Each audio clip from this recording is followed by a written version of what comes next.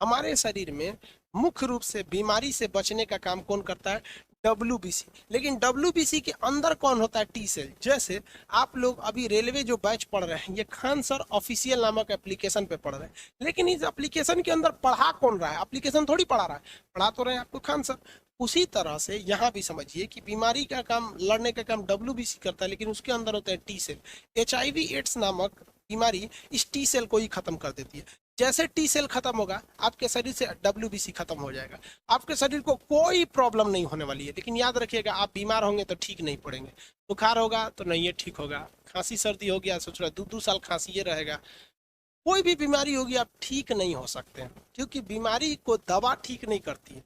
दवा जो होती है वो इस टी सेल यानी WBC को बढ़ाती है और कहती है कि तुम मारो उसको। किसे कहती है? तुम मारो किसको? बीमारी को मारो। तो बीमारी से लड़ता है मेन हमारा WBC, और इसमें भी अगर मेन कहेंगे तो WBC का टी सेल। तो HIV का जो वायरस होता है वो किसको मार देता है? टी सेल को मार देता है। अब एक बात बताइए, मान लीजिए कोई आदमी आया, हिंदुस्तान की जितनी भी मिलिट्री है 13.5 लाख फौज को मार दिया, तो फिर हमारा देश क्या होगा? कोई भी मार के चला जाएगा। नेपाल आएगा मार के चल जाएगा, भूटान आएगा मार के चल जाएगा। रक्षा कौन करता है हमारे शरीर का? WBC। HIV के फैलने का सबसे बड़ा जो कारण है, देखिए कई कारण होता है। HIV सबसे 2 चीजों से कांटेक्ट में आता है। पहला आपका ब्लड। अगर किसी HIV मरीज है, HIV फैलने के लिए याद रखिएगा सबसे जरूरी है कि एक किसी ना किसी को HIV होना चाहिए, अदरवाइज में HIV नहीं फैलेगा। ऐसा नहीं है कि हमारा ब्लड किसी दूसरे में चढ़ गया या उसका किसी और में चढ़ गया तो मतलब इन्फेक्टेड हो गया, तो ऐसा नहीं। कम से कम एक व्यक्ति को HIV होना चाहिए, अदरवाइज में HIV नहीं फैलेगा।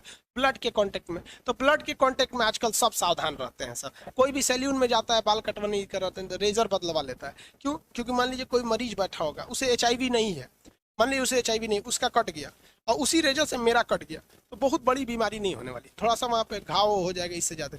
लेकिन जिस कोई HIV वाला बैठा है और उसका कट गया, तो उसके ब्लड में तो WBC था ही, और WBC में क्या मिल चुका है आपका? हीम, उसमें HIV मिल चुका है, और उस ब्लड से हमको कट जाएगा तब हमें होगा। ऐसा नहीं है कि किसी के ब्लड से संपर्क में आ जाने से HIV हो जाता है, ऐसा नहीं है। कम से कम एक HIV का होना जरूरी है, तभी वो आगे में HIV दे सकता है। जैसे मान लीजिए किसी को कोरोना ही नहीं है, हम उसको ऐसे अपना ऐसे भाप दे दिए, तो उसको कोरोना थोड़ी होगा, या वो हमको दे दे हम उसको दे दे, नहीं होगा भाप। एक का कोरोना पॉजिटिव होना चाहिए ताकि दूसरे को दे सके, वैसे एक का HIV होना चाहिए तभी वो दूसरे को दे सकता है। तो पहला ब्लड हो गया।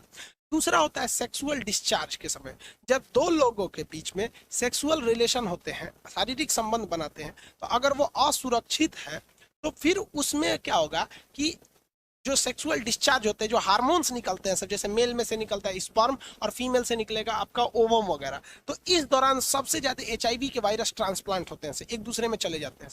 तो अगर किसी एक को HIV है तभी ना वो दूसरे को दे सकता है, अदरवाइज वो HIV दूसरे को नहीं दे सकता। आप देखेंगे बहु विवाह, मतलब एक व्यक्ति 2-2 महिलाओं से विवाह कर लेता है। मुस्लिम धर्म में इसका प्रचलन ज्यादा है, और बाकी लोग भी, कई लोग ऐसे कर लेते हैं। जैसे रामविलास पासवान जी, अभी उनकी मृत्यु हो गई, 2 पत्नियां थी।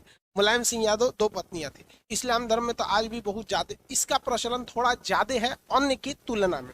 उनको HIV थोड़ी हो जाता है, क्योंकि किसी से शारीरिक संबंध बना लेने से कभी भी HIV नहीं होता। HIV होता कब है कि जब आप कभी भी असुरक्षित शारीरिक संबंध बनाते हैं ऐसे व्यक्ति से जिसे HIV है, तो जाके आपको HIV हो सकता है, अदरवाइज में नहीं होगा।